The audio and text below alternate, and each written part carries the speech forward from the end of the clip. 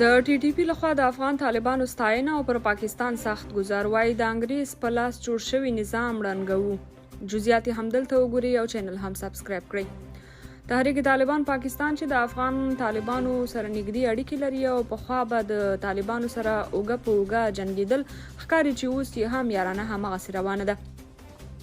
وروسته له هغې چې یو شمېر پاکستاني رسنیو خبر خپور کړ چې ګنې ملا هیبت الله پاکستان کې جګړه حرامه بللې، اوس تازه ټي ټي پی اعلامیه ورکړې او یاده ادعا یې رد کړې ده. ټي ټي پی وایي د انګریز په لاس جوړ شوی پاکستان پر ضد زموږ جهاد دوام لري. تحریک طالبان پاکستان یا ټي ټي پی په یوې اعلامیه کې ویلي چې د اسلامي امارت دفاع وزارت سرپرست مولوي یعقوب مجاهد تر وینا وروسته غلام رسنیو داسې تعبیر کړی چې ګواکې شیخ هیبت الله په پاکستان کې جهاد حرام بللی دی. تحریک طالبان پاکستان ویلي چې اوس د اسلامي امارت ویاند وضاحت ورکړی چې شیخ هیبت الله داسې کوم فرمان نه دی صادر کړی او زیاته کړې ده چې موږ روان جهاد او مبارزه د انګلیس په لاس د جوړ شوي غلام پوځ څخه د خپلې خاورې د آزادولو لپاره ده. یاد تحریک ویلي چې ملا هیبت الله د دوی امیر هم دی او دوی په افغانستان کې یو آزاد خپلواک او پیاوړی اسلامي نظام غواړي، ځکه خو د افغان طالبانو ملاتړ کوي.